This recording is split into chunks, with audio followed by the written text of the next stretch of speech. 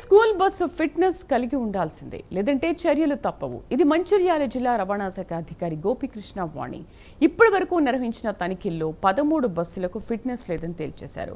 కొన్ని బస్సులను సీజ్ చేశారు. స్పెషల్ డ్రైవ్ కొనసాగుతుందంటున్న రవాణా శాఖ అధికారి గోపికృష్ణతో మా ప్రతినిధి చంద్రశేఖర్ ఫేస్ టు ఫేస్.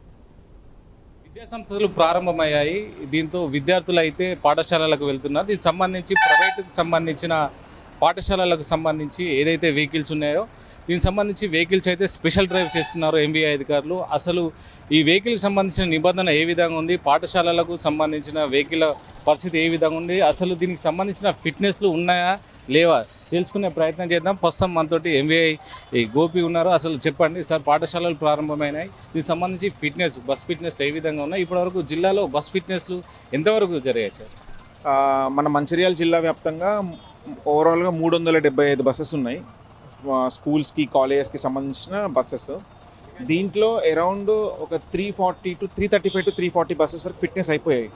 ఒక 30 నుంచి 40 బస్సెస్ ఇంకా ఫిట్నెస్కి రాలేదు సో వాటిని ఉద్దేశించి ముఖ్యంగా మైండ్లో పెట్టుకుని, ఎందుకంటే ఫిట్నెస్ లేకుండా బయట స్కూల్ పిల్లల్ని తీసుకెళ్ళడం కానీ తీసుకురావడం కానీ చేస్తే అవి 100% బండిని సీజ్ చేసి పర్మిట్ రద్దు చేస్తాం.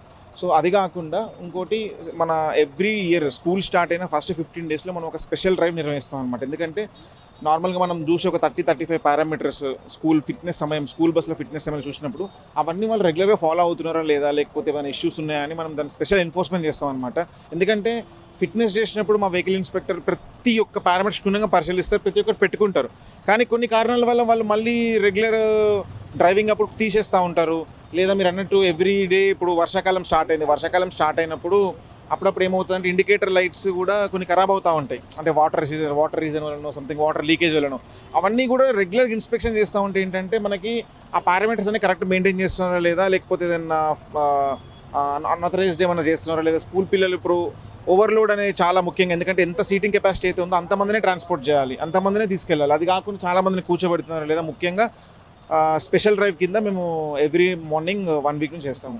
మీరు ప్రైవేట్ స్కూళ్ళకి చెప్పేది సార్, ముఖ్యంగా ఈ వెహికల్కి సంబంధించి డ్రైవర్లకు కానీ బస్సులకు కానీ ముఖ్యంగా మీరు చెప్పే సూచన? బేసిక్గా మేము ఫస్ట్ ఒకటి, బాధ్యత అనేది వెహికల్ ఇన్స్పెక్టర్స్ లేదా ఆర్టీఓ అధికారుల కన్నా ముందు స్కూల్ యాజమాన్యాలకు ఉండాలి, తర్వాత పేరెంట్స్కి ఉండాలి. అంటే మన ఒక మోటార్ వెహికల్ యాక్ట్లో కమిటీ ఉంది. ఏంటంటే ప్రతి స్కూల్ యాజమాన్యం ఒక కమిటీని ఏర్పాటు చేసుకోవాలి. ఆ కమిటీలో స్కూల్ పిల్లల్ని ట్రాన్స్పోర్ట్ చేసే స్కూల్ పిల్లలు ఎవరైతే ఉన్నారో వాళ్ళ తల్లిదండ్రులు ఒక 3, స్కూల్ యాజమాన్యం తరపున ఒక 3, ఈ 6 కలిసి ఒక కమిటీ ఫామ్ కావాలి. మీరే ఒక కమిటీ ఫామ్ అయ్యి రెగ్యులర్గా కమిటీ మీ స్కూల్ బస్సుల్ని, మీ కాలేజీ బస్సుల్ని ఇన్స్పెక్షన్ చేస్తే ఫస్ట్ భయం అక్కడే స్టార్ట్ అవుతుంది. అంటే ఏదైనా పారామీటర్ మిస్ అవుతే కమిటీ చూస్తుందేమో, ఈ పారామీటర్ మిస్ అయితే కమిటీ మమ్మల్ని క్వశ్చన్ చేస్తుందేమో అని స్కూల్ యాజమాన్యాలు ముందు జాగ్రత్త కొద్దీ వాళ్ళు ప్రతి ఒక్కరు వాళ్ళు చూసుకుంటారు. సూపర్వైజర్ అనేటువంటి కూడా బస్సులో పెట్రోల్ ఉందా డీజిల్ ఉందా అని కాదు కదా, మిగతా పారామీటర్స్ అన్ని వర్క్ చేస్తున్నా లేదో చూసుకోవాలి. కానీ సూపర్వైజర్లు ఇక్కడ అట్లా చూడట్లేరు. వాళ్ళు పెట్రోల్ ఉందా, డ్రైవర్ వచ్చిండా, క్లీనర్ వచ్చిండా, కథం. అది కాకుండా ప్రతి ఇండికేటర్లు పనిచేస్తున్నాయని సూపర్వైజర్ కూడా ఎవ్రీ మార్నింగ్ చెక్ చేసుకోవాలి. ఈ కమిటీ కూడా కొంచెం యాక్టివ్ ఉండాలి. ఇది నేను బాగా స్ట్రెస్ చేస్తున్నాను. ఇక్కడ వచ్చిన కాడి నుంచి కూడా అన్ని స్కూల్ యాజమాన్యాలు తొందరగా, స్కూల్ స్టార్ట్ అయ్యి 2 days అవుతుంది, 1 వీక్లో మీరు కమిటీని ఫామ్ చేయండి. మీ తరపున మీరు జిల్లా వ్యాప్తంగా ఉండే పేరెంట్స్ కూడా మీరు అపీల్ చేయండి. కమిటీలో మీరు కూడా ముఖ్య భాగంగా అండి. అప్పుడు కమిటీ రెగ్యులర్ చెక్ చేసుకుంటే మా వరకు వచ్చి మనం చూడట్లేదనే మాటే ఉండదు. ఇంతవరకు జిల్లాలో ఏమన్నా బస్సులను సీజ్ చేయడం జరిగిందా? నిన్నటి నుంచి స్కూల్ స్టార్ట్ అయ్యాయి, స్కూల్స్ కాలేజెస్.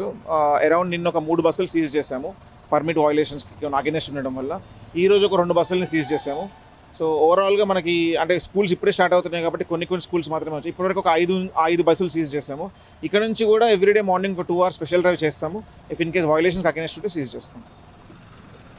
ఏదైతే స్కూల్ బస్సులకు సంబంధించిన నిబంధనలు ఉన్నాయో దీనికి సంబంధించి అయితే స్పెషల్ డ్రైవ్ అయితే నిర్వహిస్తున్నారు. దీనికి సంబంధించి ఎలాంటి పత్రాలు లేని బస్సులకైతే సీజ్ చేశామని అయితే ఎంవీఐ అయితే చెప్తున్నారు. ఏదేమైనా కూడా విద్యా సంవత్సరంలో ప్రతి ఒక్క బస్సుకు సంబంధించిన ఫిట్నెస్ అయితే చూసుకోవాలని అయితే విద్యార్థుల తల్లిదండ్రులకు కానీ విద్యాశాఖకు కూడా ఎంవీఐ హెచ్చరికలు అయితే జారీ చేస్తున్నారు. కెమెరా పర్సన్ వినోద్తో చంద్రశేఖర్, ప్రైమ్9 న్యూస్, ఉమ్మడి ఆదిలాబాద్ జిల్లా.